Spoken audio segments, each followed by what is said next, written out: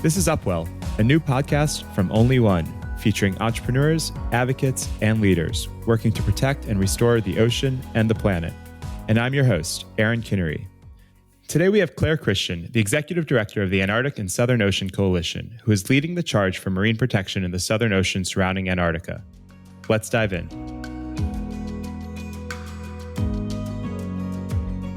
Claire, thanks for joining Upwell. I wanted to start by understanding your passion for conservation. What inspired your initial interest in the ocean, Antarctica in particular? Well, thanks for having me. Actually, I kind of stumbled into this. I was in grad school and I was looking for a part-time job, and someone else in my grad school advertised on the listserv that my organization, the Antarctic and Southern Ocean Coalition, was looking for a part-time assistant. And the hours were perfect, so I signed up. And working at the job, I got a lot of great opportunities to learn about Antarctica and learn about how Antarctic governance worked. So after grad school, when I was offered a full-time job, I took it because I had been in grad school for international relations, and you can't really get any more international than Antarctica. So I just saw it as a fantastic way to put my new graduate degree to good use. And over the years, I've really come to deeply feel that Antarctica belongs to the world. And part of our organization's mission is to make sure that decisions are made about Antarctic protection that are in the interest of the whole world and not in the interest of a few. And so that really resonates with me, especially in this era of so many environmental crises. I think it's really important to protect one of the last largely untouched places we have left. How many times have you been to Antarctica, and are there any key details or moments that stand out to you? I have been to Antarctica 3 times. And I think what stood out to me was I've been twice as an observer for the tourist industry. And basically all that means is that I go down there to make sure that ships are following the rules, making sure people don't approach penguins and things like that. And I think once I was down there and I was listening to the guides explain to visitors, don't approach penguins. And if you see that penguins are walking along a path, penguins often tend to use the same paths over and over. They said, don't cross those paths, don't step on those paths. And I thought, wow, this is the one place on the planet that we are being told to put wildlife first, instead of saying, oh, we want to build a new housing development. Like, how many trees can we cut down, or how much wildlife can we displace? Here in Antarctica, people were being told you can't even inconvenience a single penguin for a few seconds. And I just thought that's really powerful, because that's the opposite of the approach we take everywhere else. And it just felt so amazing to be in a place where nature was being prioritized. And I just feel that that's something really special. Penguins are probably one of the more famous inhabitants of the continent, but more than 8,000 species call Antarctica home. Do you have an animal you feel most connected to in the ecosystem? Well, everybody does love penguins, and I could look at pictures of penguins and videos of penguins probably all day and never get bored. But I would also say that I love Antarctica's invertebrates as well, many of whom are those 8,000 that you were talking about. And one that I really like, maybe it's hard to pick a favorite, but one that I really like is a sea star that doesn't even have a common name. It's just called Labadiaster annulatus. It has up to 50 arms, so it doesn't look like a typical starfish. And it's actually predatory in the sense that it will hang on to the side of a rock and catch krill out of the air, which most starfish are a little bit more passive than that. So I just love the idea that there's this starfish with a ridiculous number of arms just, hanging out, catching krill all day.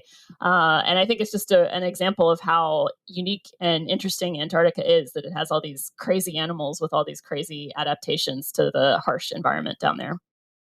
It is pretty incredible. How big do those starfish grow? Oh, good question. I actually am not quite sure, but there are a lot of animals that tend to be a little bit bigger than they would be in other places. It's a phenomenon called polar gigantism. So this isn't the question you asked, but for example, sea spiders, which are not actually spiders, but they're called spiders. Sea spiders elsewhere in the world are kind of small, like maybe the size of a normal actual spider. But in Antarctica, they're the size of like dinner plates with their legs and everything. So I think the sea star I mentioned is pretty large, but not not huge, not like the size of a cat or anything. But it's a little bit larger than maybe the little starfish you might see in a tide pool along the coast of the United States. You've worked on Antarctic protection for more than a decade. How have you seen the continent change over the recent years? Well, I think what's happened is that we're getting maybe a more dire picture of what's happening down there. At some points there's been uncertainty about what's happening in Antarctica. People thought that some of the ice sheets were disintegrating rapidly, but others were more stable, such as the East Antarctic ice sheet. But now the more we're learning that the East Antarctic ice sheet is not as stable as we thought, that things are happening maybe more quickly than we had predicted. And we're already seeing the impacts of things like ocean acidification, warming in the Antarctic Peninsula. There's already range shifts in the population of krill, for example, because it's getting too warm for them. And some penguins are already starting to disappear. So I think when I first started, there was that sense of, oh, we don't know what's going to happen. We expect things will happen, but we're not sure. But now we're actually seeing those things, and they're happening maybe more quickly than we had previously thought. And I think that's really gotten a lot of people very alarmed, just because Antarctica is so important to the global climate cycle. And there's a lot of worry about what happens when that critical element in the cycle doesn't function the way it used to. And can you discuss that a little bit about how Antarctica plays a role in the global climate? And I know, like in recent years, for example, we've seen ice has been melting at a pace that's 6 times greater than in the 1990s. What does that mean for the global climate? Well, it means a lot of things, and it's really complicated, and I'm definitely not an expert. But in the broad picture, global ocean circulation is in fact global. So we talk about different oceans, but really the currents are all linked. So water is constantly traveling from ocean to ocean, circulating all over the world. And the Antarctic has a number of critical roles to play in that cycle. There's a lot of upwelling of nutrient-rich water from Antarctica that travels around the world and feeds other animals. There's the sea level rise you talked about. Obviously, the water that is melting off of Antarctica will be added to the overall ocean volume, and that will raise sea levels. And Antarctica has a lot of ice, so the faster it melts, the faster sea levels can rise. And there's also just kind of general ocean circulation patterns that influence weather, especially in the southern hemisphere. So countries like Australia, they are affected by the weather that happens in Antarctica. So all of these things work together. And when the water gets warmer, when it gets fresher, because there's more ice melt, when that affects, that affects both the local climate in Antarctica, it affects the regional climate in the southern hemisphere, and it affects what's happening in the global ocean. So I think we have a tendency to think locally, but unfortunately the globe is a whole system. And when you mess up one node in the system, the rest are going to be affected. So, we really rely currently on Antarctica to keep the oceans cold and nutrient rich. And if Antarctica is not cold and those waters are not as nutrient rich because they're getting more fresh and less salty, then we might see effects elsewhere in the world. It is really incredible because we think of Antarctica as this far off place, and very few people ever have the opportunity to visit the continent. And yet what happens there impacts people all around the world, whether it's the rising sea levels or the loss of ice that serves as a reflector for sunlight and keeps the planet cooler. So there is a real need to protect the ecosystems down there. And that's the core focus of your work leading the Antarctic and Southern Ocean Coalition. What's the mission of ASOC? So ASOC's mission is to protect Antarctica and to serve as the voice of global civil society in the Antarctic governance system. And what that means is that we are a coalition of organizations, as well as being, a registered nonprofit in the U.S. In our own right. But we work as a coalition because within the Antarctic governance system, they decided to only allow one environmental NGO to participate in meetings. So we have to come together if we want to be able to all participate in those meetings, which we definitely do because that's where the important decisions are made about what to protect and how to protect it in Antarctica. So we, work as a global team. We have, ASOC has some folks working for us. We work with folks at other organizations who are interested in Antarctic protection, and we try to develop a unified plan as environmental civil society for how we're going to reach out to all these countries that are making decisions about what happens in Antarctica, and make sure that they are making decisions, as I mentioned earlier, that are in the best interest of humanity and not in the short-term interests of, one country or even a couple countries. And you just got back from 2 weeks in Hobart, Australia for one of these critical meetings, the 41st annual meeting of CAMLAR. First off, what is CAMLAR? So CAMLAR is the Commission for the Conservation of Antarctic Marine Living Resources, and it is an organization that was established by a treaty signed in 1980 called the Convention for the Conservation of Antarctic Marine Living Resources.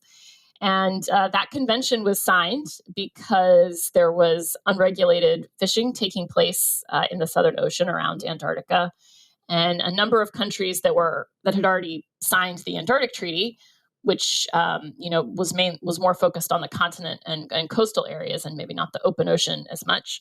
They were concerned that there was already evidence of overfishing. There were a couple of fish populations that had collapsed due to overfishing, and they were also starting to fish for krill. And scientists then knew that krill was the foundation of the Antarctic ecosystem, and that most animals either eat krill or eat something that eats krill. And they were very concerned that there would be some problems if their unregulated fishing continued. So they got together and they signed a new treaty and started to regulate that fishing more tightly, although it took, to be honest, quite a while to get an effective system. And so now they meet annually to discuss decisions like whether fishing is allowed, but also decisions like what to protect, because conservation is right there in the title of the treaty and of the organization. So the primary mission is to conserve and to protect Antarctic ecosystems as a whole. And it's for 1980, this was a very revolutionary treaty because they did mention the need to protect the whole ecosystem in pretty direct and clear language, which wasn't something that a lot of people were discussing at the time. So there's a lot of decisions made about everything from vulnerable marine ecosystems to marine protected areas. And in particular, we're really focused on marine protected areas right now. And CAMLAR agreed that they would create a system of marine protected areas, but they haven't been able to do that yet. And I do want to loop back to that in a minute, but what were some of the major updates from this year's meeting? So there are a number of members of the commission and that come to this meeting, and those members include China and Russia. And the commission also makes decisions on the basis of consensus, which means everybody has to agree to every decision. So that's already pretty difficult. But as you can imagine right now, with the state of geopolitics as they are, it's difficult for many countries like the US and European countries to reach agreement with China and Russia on things, particularly Russia. And so there were a lot of really tense discussions at the meeting, but there were some awesome bright spots. For example, one of our member organizations in our coalition is Greenpeace, and they did an expedition to Antarctica earlier this year, and they sent down a submersible vessel with people inside, and they documented evidence of some of these vulnerable marine ecosystems, which are just kind of like hotspots of seafloor life in the Antarctic, and those were protected this year, the ones that they found. So that's really great. And let's see what else. We preserved an important measure that spreads out the krill catch so that it's not overly concentrated in one place, which is really important because even though there are a lot of krill, fishing tends to take place in the same areas that penguins, whales, seals, and other krill predators want to go. So there's kind of a lot of overlap between fishing and the foraging areas of Antarctic species, which can be a problem. And I would say those are probably the two biggest things to come out of the meeting. But there was also a positive in that for the first time, scientists and policymakers at the meeting were talking about the need to link things like fishery management to the creation of MPAs. In particular, the Antarctic Peninsula MPA, which is in the same area as the krill fishery. So, it makes sense from a planning and a conservation standpoint to not consider those things separately. And so there's more agreement that they need to work together to finally get that MPA designated, but they need to make sure that they're coordinating it with fishing so that they're not, for example, expanding fishing in an area that other people would want to put in an MPA. So there needs to be some serious discussions about that. It might not come out exactly the way that we would want as an environmental organization, but it's really important to have that discussion if we are going to get an MPA designated and get that really critical region protected. When Only One started working with ASOC a few years ago on the marine protection campaigns, I'll admit I knew almost nothing about krill, and yet it keeps coming up in conversations, and I've really started to appreciate the importance of krill to the Antarctic ecosystems. Why is this tiny crustacean so critical? Well, it's because most species in Antarctica depend on krill either directly or indirectly. And they not only depend on it, they depend on it in fairly large numbers because there are a lot of whales whose populations have been recovering since the end of commercial whaling. And whales can eat tons of krill, millions of tons.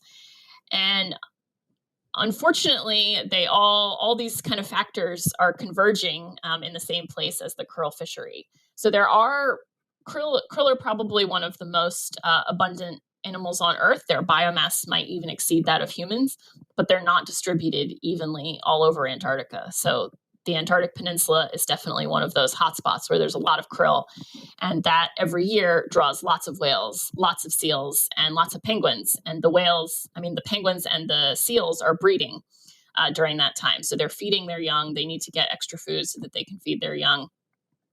And so when you add, fishing vessels into the mix, that can create some conflict because, penguins can only go so far in a day before they have to get back and feed their chicks. So if they go out and there are no more krill because they've all been fished out, they can't travel, another couple 100 miles and find more. And it's also an issue because the Antarctic Peninsula is one of the fastest warming areas on the planet. And so the krill population is changing there because krill are very sensitive to temperature changes. So you've got this species that is for, unusually very, very integrated into the ecosystem in that, so many species in the ecosystem depend on it. You've also got the stressors of climate change, and you've got the pressures of fishing, and they're all kind of coming together in this relatively small area.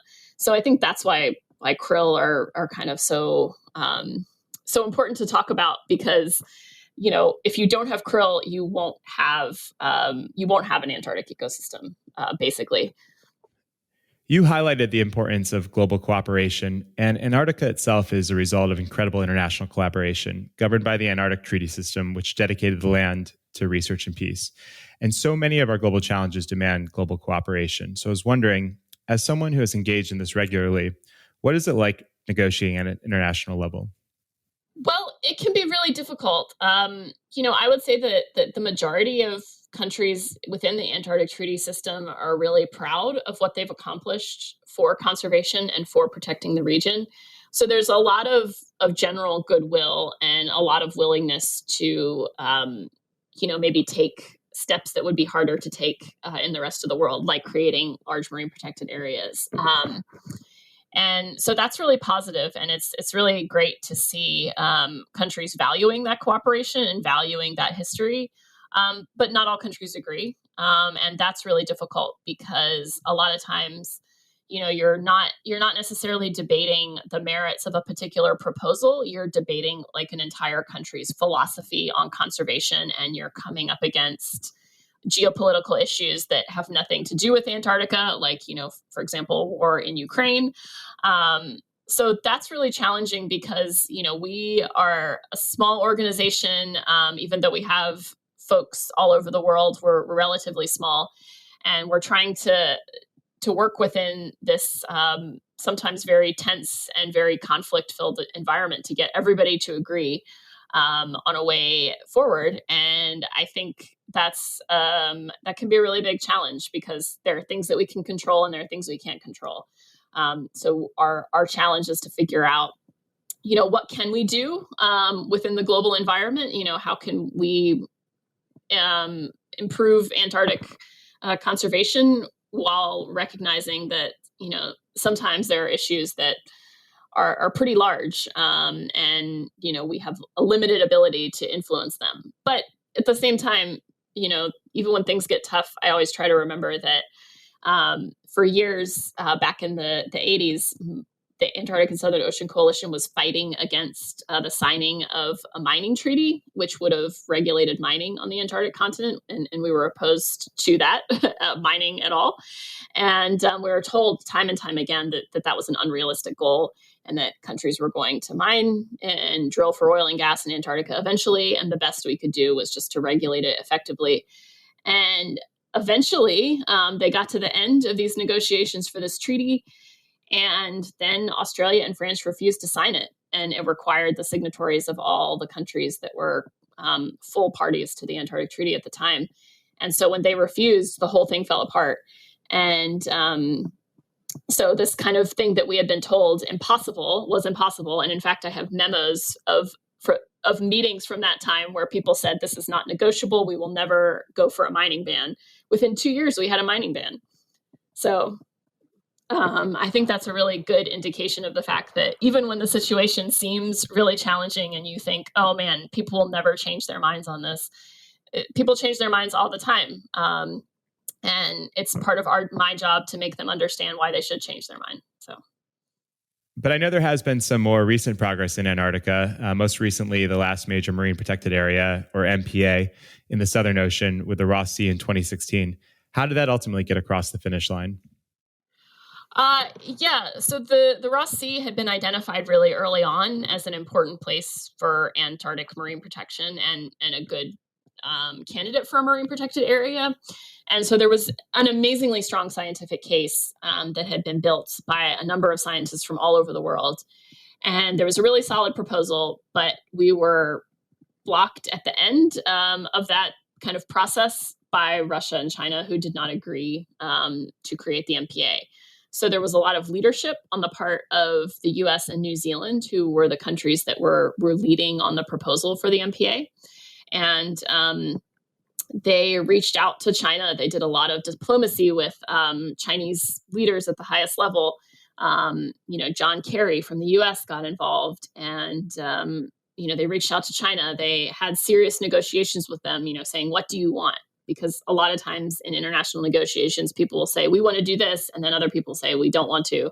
And then the conversation kind of ends there. So they were having conversations about, okay, what could you accept, and that kind of thing. And so we got, or I would say they got China on board by making a concession to having what they call a krill research zone, which means that some limited fishing is involved in a small part of the MPA. So they got China to officially support the MPA, and then they worked on Russia, and they did a lot of high-level diplomatic outreach to Russia and got Russia on board. And that was how we designated the MPA. So I think it really demonstrates the need to kind of get these issues at a higher level, because I think sometimes Antarctic stuff isn't, at the forefront of a lot of foreign ministries and departments of states, consciousness. And so they have these folks have a mandate. They come to a meeting. They're not supposed to agree to these things. And so they don't. But, when you have that higher level outreach, when you can make that case to, a foreign minister, or to even, the top, the leader of a country, you have more success. And then once they're on board, everyone else will be on board. So. Yeah, keeping it front of mind and on the global agenda is a big part of the challenge. You mentioned that ASOC and only.one and some other major partners have been working together on this new set of MPAs. Can you talk a little bit about the 3 MPAs that are on the table now and why they're so important?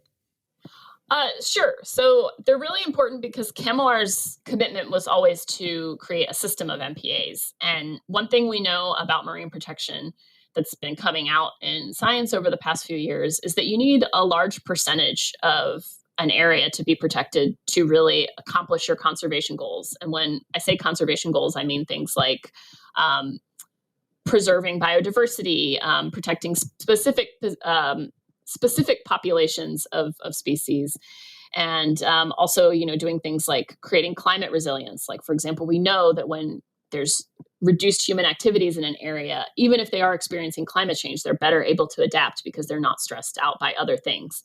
For example, like having their food fished out of the ocean. So we know that there's a percentage of about 30% that is needed to accomplish that kind of wide variety of conservation goals. And so that has led to a global push for 30% of the ocean to be highly protected by 2030. And so CAMLR's commitment preceded sort of this big push for 30 by 30, but the new knowledge that we have is kind of emphasizing that, yes, we need large areas of the ocean protected. And so we need more than just 1 or 2 MPAs in Antarctica, which is what we have now. We have 2 MPAs to reach that 30%. So the 3 MPAs that are on the table now would get us much further along that goal to that 30%. I think it would get us to around just under 20. And those MPAs are the Antarctic Peninsula MPA, the Weddell Sea MPA, and the East Antarctica MPA. And those are all, they all have very unique properties and species. Obviously, the East Antarctic MPA has been on the table for over a decade now. And that's a huge region of the Antarctic. And there's lots of penguins, lots of seals, lots of whales around there. So that's pretty important. And also, there's some climate change issues going on there. As I mentioned, it's melting faster than we thought. And the Weddell Sea is also kind of a really fascinating location.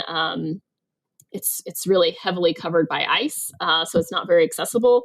But we are learning incredible things about it all the time. For example, this year, German scientists discovered this fish nesting colony of this fish called the Jonah icefish, which builds nests. But what they didn't realize is that it builds nests over these huge areas. And they found an area where they estimate there are about 60 million of these fish nesting, which is incredible. Like, we don't know of any colony of fish that nests like that anywhere else in the world, which, since we didn't know about this one, that doesn't mean there aren't more. But this was a really kind of amazing discovery.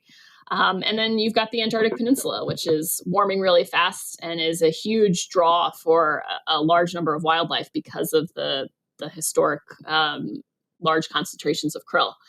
So you've got, if you really want to protect the Antarctic ecosystems, you have to protect some of everything in every kind of region, because they all have their own unique qualities and unique assemblages of species.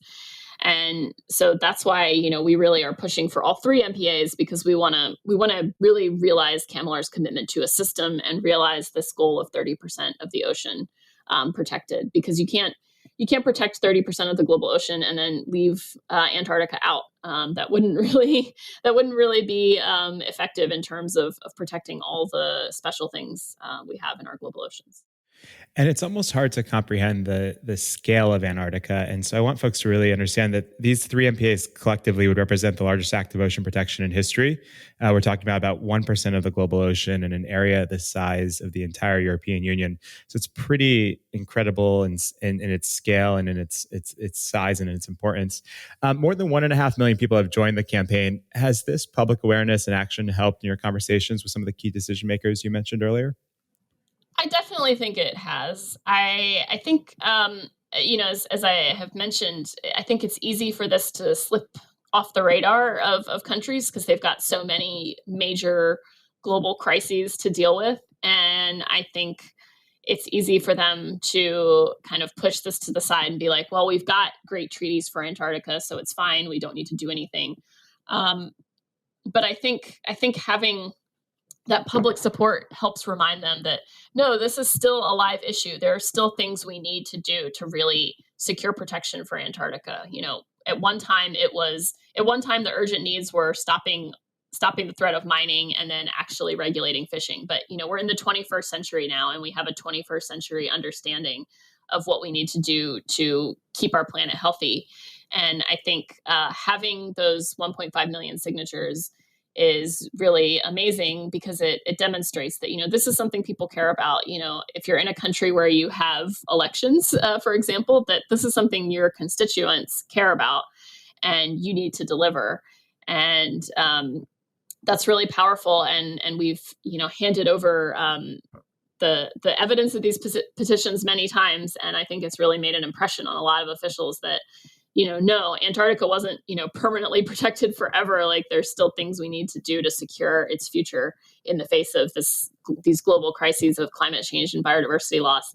And even just at this recent meeting, someone said to me, off to the side, you when you talk about MPAs, you really should remind people that the world is watching them, because they get caught up in these kind of legalistic discussions and technical discussions about this and that, and they forget that people care about this, and that their decisions matter to other people. So I do think it's made a big impression, and I do think it's really important to keep the public engaged, because really the reason we're protecting Antarctica is for the planet.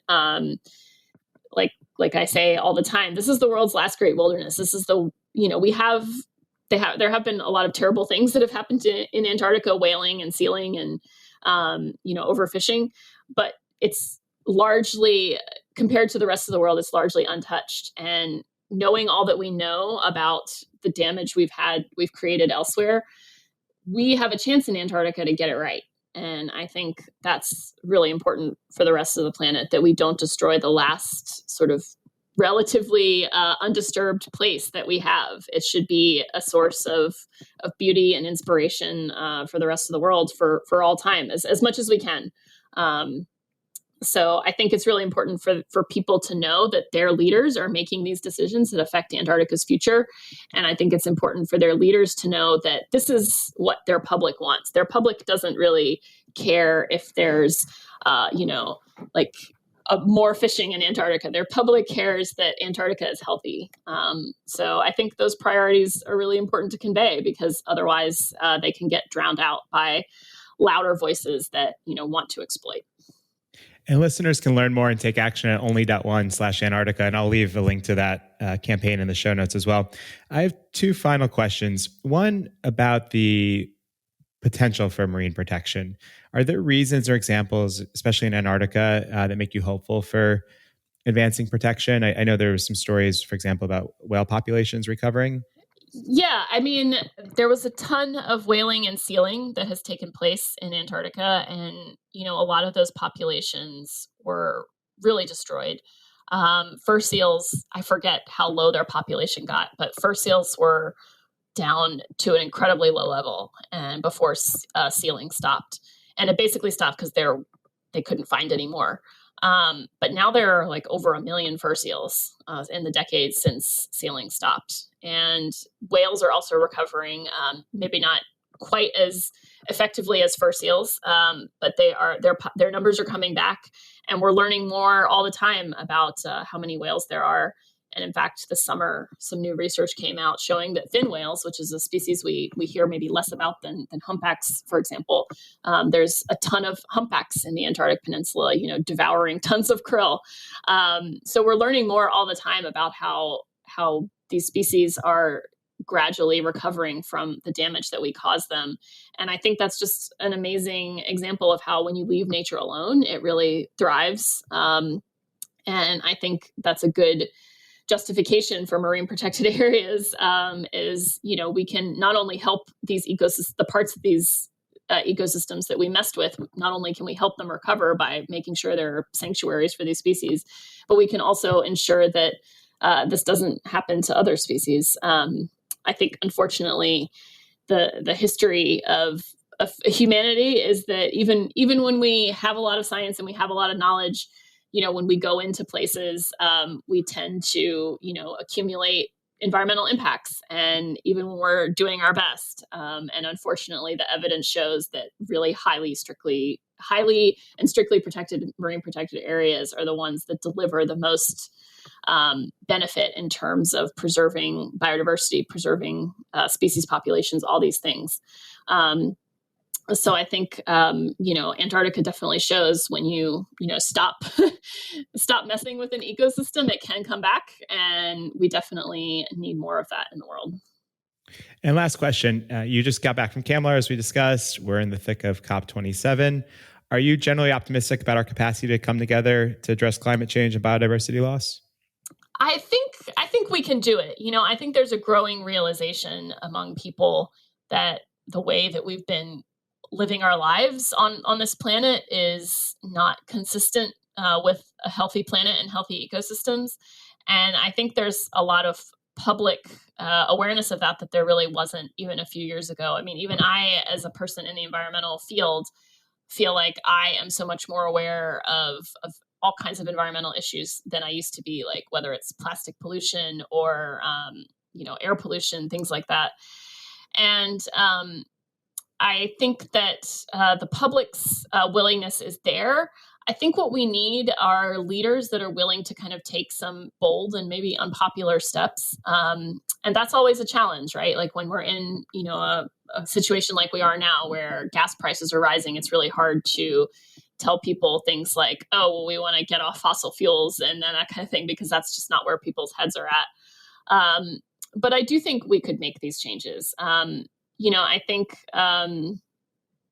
there's a lot of understanding of what climate change could do to the planet now, and we have all the information we need to take action. And I think, if we have that leadership from the top, people are willing to make changes. And I think especially when you look at the youth movements and everything, there's a lot of public support for taking action on climate change and biodiversity loss. But I think, honestly, the question is, like, will the leadership we have, are they up to the challenge? And I think it's partially on us to make sure that they know that this is something that we want, which is why it's really important for the public, not just to think to themselves, yeah, we should do something about climate change, but, put pressure on your leaders. Like, they're accountable to you. And it's your future that they are deciding. And I always like to tell people, the planet would be just fine without us. That, if we disappeared tomorrow, everything would be all right. But we can't live without the planet. We can't live without, clean air, clean water, and all of these things that make human life possible. So it's really, we really have like kind of a choice in the next few years. What are we going to do? And I think we absolutely can do it. But the question is, will people work together? Will they make some of those risky, will they take a risk, and try to change the way that we're going, the way that we're, living our lives and running our economy. So, yeah. Well, thank you so much, Claire. It's been a real pleasure to work with you over the past few years and to learn from your leadership. And I'm hopeful that more and more folks will join the campaign to protect Antarctica. Yeah, and we love working with only.one. So thank you for having me. Thanks so much, Claire, for sharing your passion for protecting Antarctica. I'll leave links to where you can find the Antarctic and Southern Ocean Coalition and the Campaign to Protect Antarctica in the show notes, which you can find at only.one/Upwell. Once again, that's only.one/Upwell. This week's episode was engineered by Jake Bowles, and our cover art was designed by Joanna Marcus at only.one. Make sure you subscribe to the show wherever you listen to podcasts, and start your journey to help save the ocean and fix the climate today at only.one. For as little as $9, you can start planting coral and mangroves and removing plastics and carbon. Again, that's www.only.one. Thanks for tuning in, and we'll be back next week with an all-new episode of Upwell.